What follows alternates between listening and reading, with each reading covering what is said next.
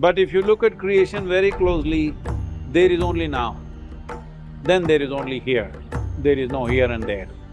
So space is a consequence of time. So Mahakal represents these two aspects and the third eye, Shiva opened his eyes and burned somebody. How long does the energy last in a lingam? Is it, or does it depend on who has done the concentrating? Dhyanalinga, the form of Dhyanalinga will last even beyond the life of this planet. It's like Markandeya, because it is not rooted in the form anymore, it's up. Because it's lifted itself up from the stone form that we have created, whatever happens, it will still be there. People who are sensitive will recognize this. What is the significance of Andhakar at the bottom of Nataraja?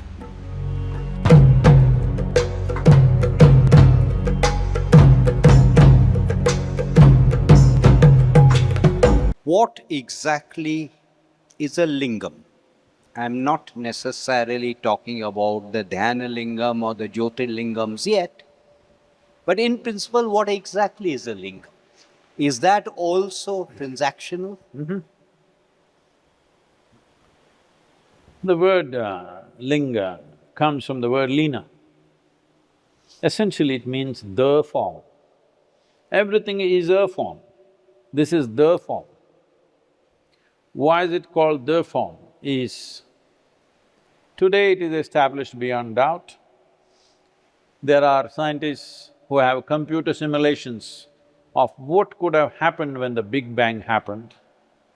And the simulations show that an ellipsoid is formed. And today, cosmologists who have been looking through powerful telescopes or through radio waves and stuff like that, they're also saying the core of many galaxies are ellipsoid. There are more galaxies, nameless, countless number of galaxies which are ellipsoid in nature. But there are some which we observe more easily, which are spiral in nature. Spiraling galaxies are more visible because they're still expanding.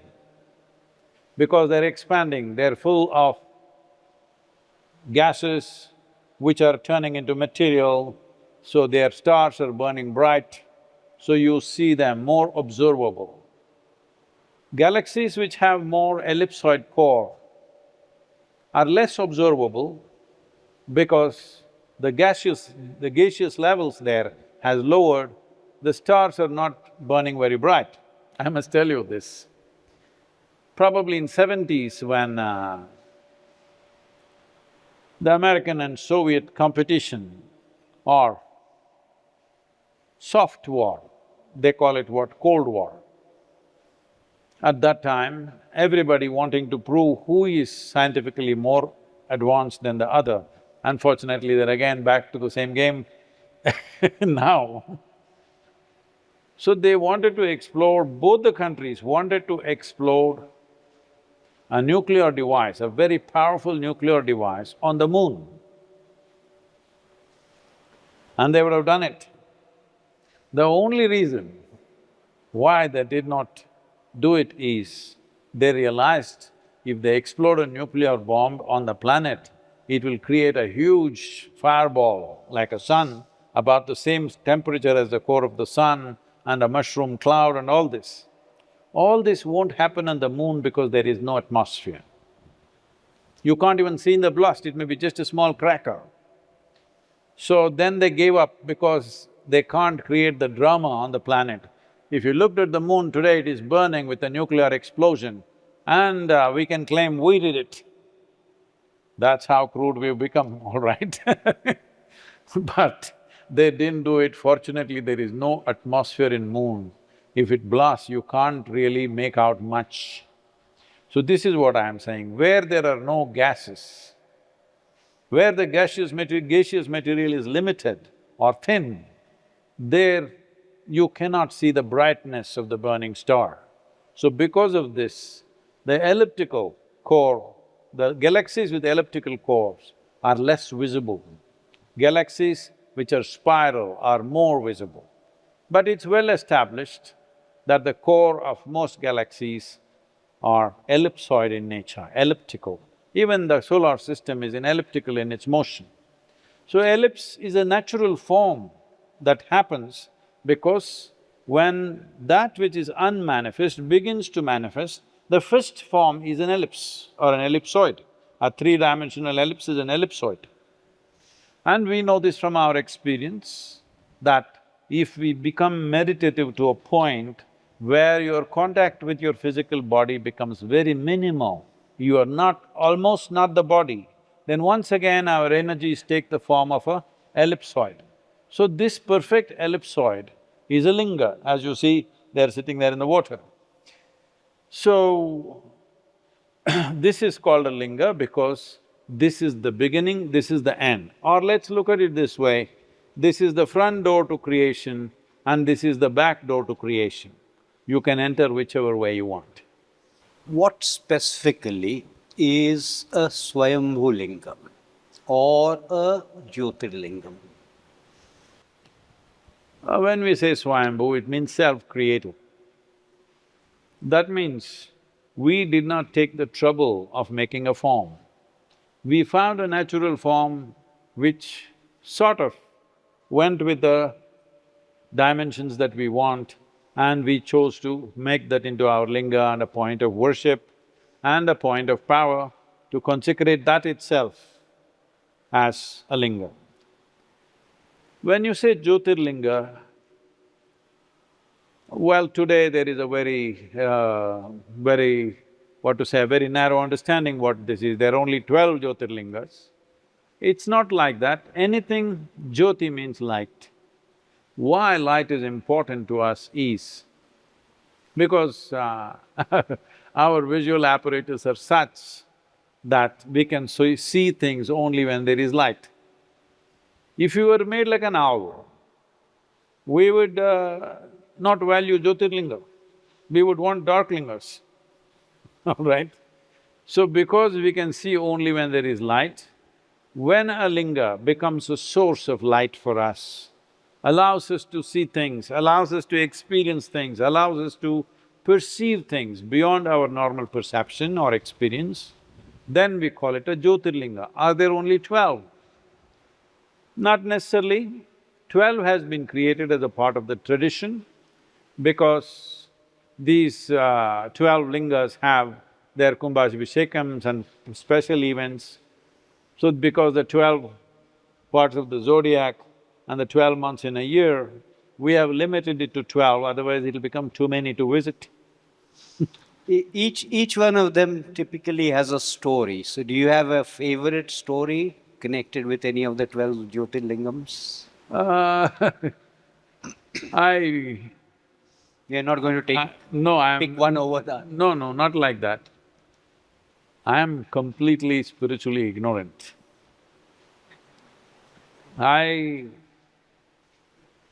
Not because of any disdain or lack of respect, I just never had the time to read any scripture in my life.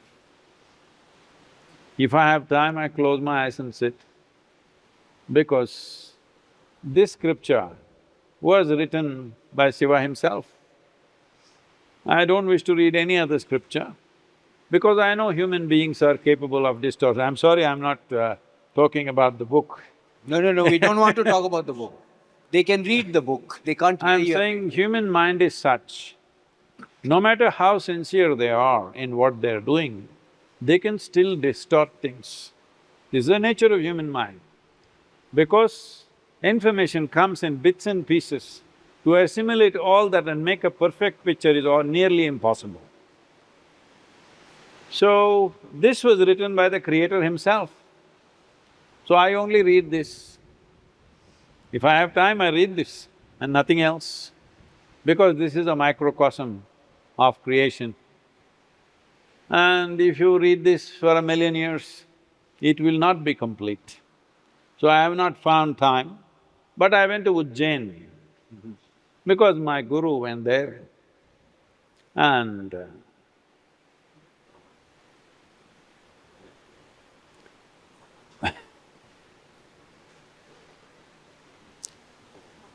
These… because he's been the induction for me. Well,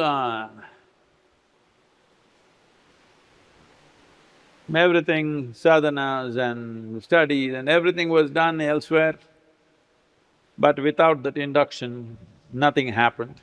So many things happened, but nothing was worthwhile. Because he went there, and I knew he went there, and so I went there. And Ujjain is Mahakal. Mahakal means great nothingness or great time. In this language, the Sanskrit language, you are an expert, I am not. Kala means time. Kala also means darkness. Darkness means nothingness. Darkness is possible only where there is nothing. Well, here there is air, but real darkness is possible because air also reflects some amount of light. Not enough for human eye to catch it, but it does stop some amount of… because air is not absolutely pure. You come from Delhi, you know air can be seen.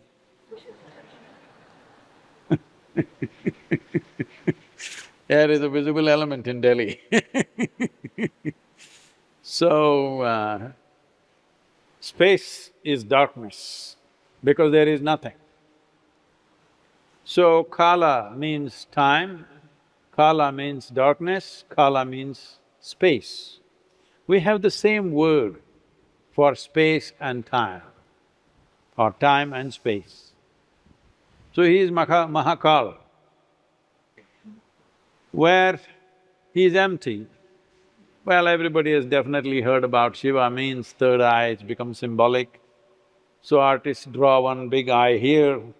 Well, Shiva was not such a freak with his forehead split open. Third eye means your perception has risen beyond your sense perception.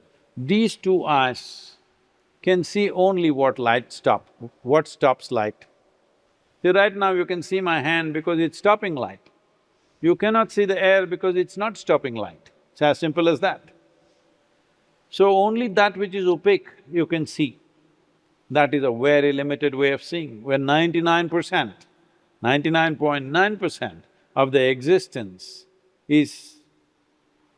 doesn't stop light. You cannot see. So 99.9% of the existence is completely missed. So Mahakal means that he is a great nothingness. And you can call him great timelessness or eternity, because kala, time and space, we don't separate as two things. Today, modern physics still looks at things like this. Because there is space, you need time to travel from point A to point B. In yoga, we do not see it like that. We see, because there is time, you can travel from point A to point B. Point A and point B becomes a possibility. Here and there becomes a possibility only because there is now and then.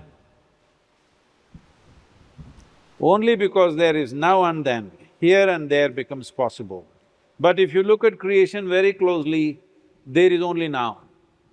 Then there is only here, there is no here and there. So space is a consequence of time. So Mahakal represents these two aspects, and the third eye, Shiva opened his eyes and burnt somebody. He burnt a symbol of passion. He burnt kama. Tell me, is kama floating in the air or is it within us? It is only within us. So, third eye is an inward eye. He opened it and burnt his kama. That means every passion, everything that he liked and disliked, because both like and dislike are passion. Somebody can go at somebody with great passion of love or hate. So he burnt all likes, dislikes, everything that mattered. So this is why Mahakal is still represented or even still adorned with ash from the cremation grounds, because some silly activists protesting against it, unfortunately, they had changed it to cow dung-based or paddy husk-based ash. So when I went there and I found out, I told the priest there and also the chief minister, I said, you must change this. Who are those idiots who are protesting? You're only taking ash from the dead, you're not killing anybody, every day somebody is dying. You don't have to kill somebody to get ash from the cremation ground. And now it seems they once again started that process, because ash is the symbolism of all that is caused by elements is gone. All that has a propensity of going this way or that way is gone. A certain stillness has risen, that is ash. Well, people who look at physical world only, they may think ash is the end point of destruction. Yes, it is.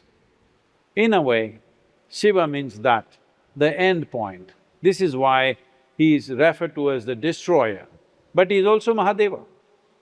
So Linga is both the beginning of creation and the end of creation. Both ways there will be an ellipsoid. So Linga is significant. If you want to go this way or that way, both ways Linga is significant.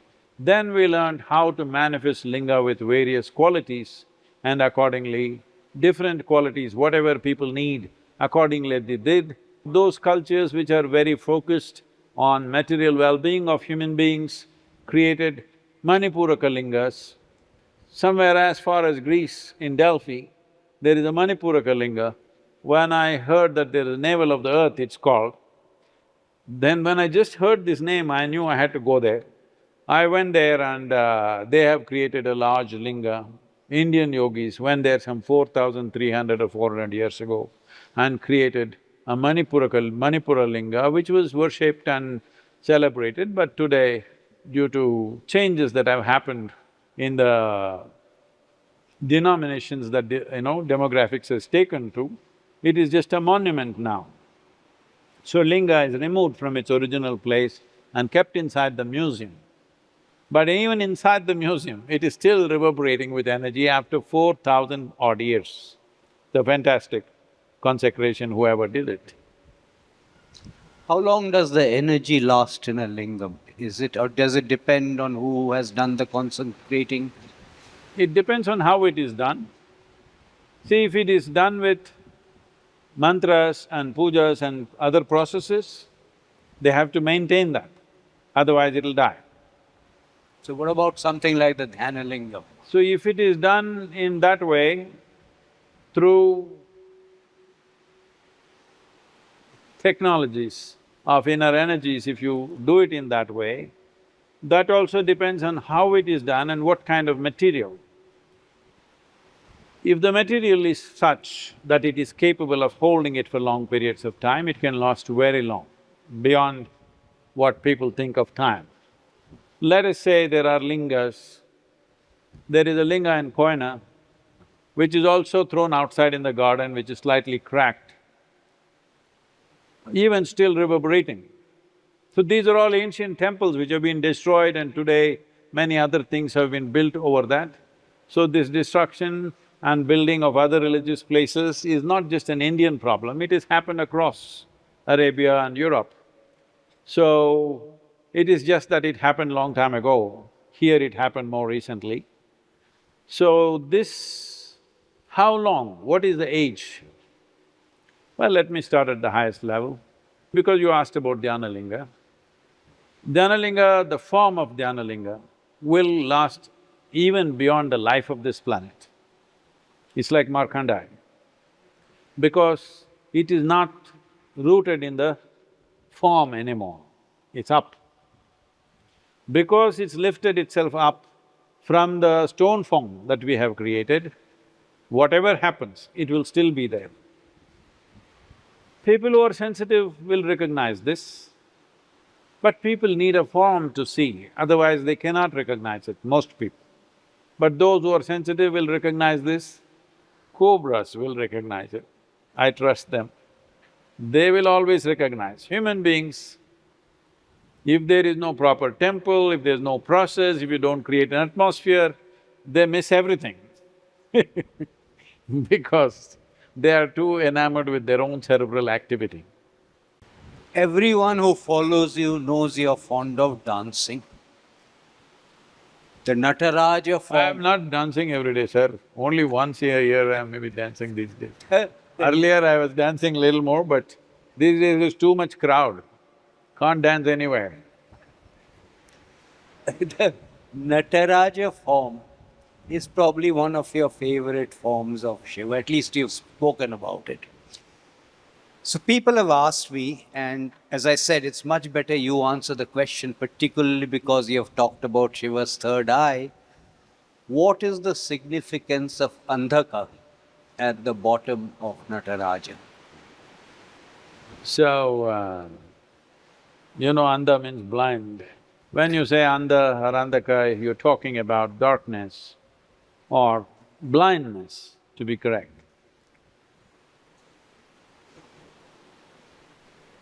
When we talk about light, we're talking about vision. When we talk about darkness, we are talking about being blind. Our problems with darkness is only that we turn blind. Otherwise, what's our problem with darkness? Rest of the things that people suffer is their own imagination. They've been watching horror movies or they're producing their own horror movies. Otherwise, there's no other problem with darkness. A yogi loves darkness. But he loves darkness because he can practice seeing in darkness. So once you see in darkness, where is darkness? Definitely below your feet. So Shiva is a symbolism of that. He can see in darkness because there is no light and darkness for him. Because light is a brief happening. When I say brief happening, this bulb these days, they are claiming they have a 1,000-hour life. The sun may have 1 billion years, but that'll also go off one day. Anything that burns will run out someday. It has to fuse. So, light is a consequence of something burning somewhere. It is a very temporary happening. In the cosmic drama, it's a very temporary happening. So what you see as Nataraja is a symbolism of cosmos. But as human beings, if everything is darkness, we can't see a thing. We need light. So we need to stand upon darkness and see. That is the symbolism of Nataraja. He's standing upon darkness and he's light. Well, he's the dark one, but he is dancing. Today, I think particles physics and other fundamental physics, people who are deep into it, are beginning to say the only way they can describe the phenomena of particles and energy happening, the waves, particles and the mixture of all this happening is, it looks like it's a dance. So it's not by accident that the sun research center has Nataraja planted in front of this laboratory, because that is the only way you can make something coherent out of the creation. It looks like a dance because it looks chaotic on one level, but it is in some kind of symmetry. This is how everything is about creation. See, someone who creates gardens would think a forest is disorganized, chaotic, everything is everywhere. But a forest can last 1,000,000 years without any management or maintenance. A garden, if you don't maintain for a month, it is forest. So tell me which is better organized? It is just that if we have a very linear vision of looking at everything in compartments, it doesn't make sense that light and darkness is together. But it's not together, light is standing upon darkness. Even now, light is valuable only because there is darkness, otherwise who would care for light? Who would care for the sun if there was no darkness? In the space, light is standing upon darkness. So is Shiva standing upon darkness.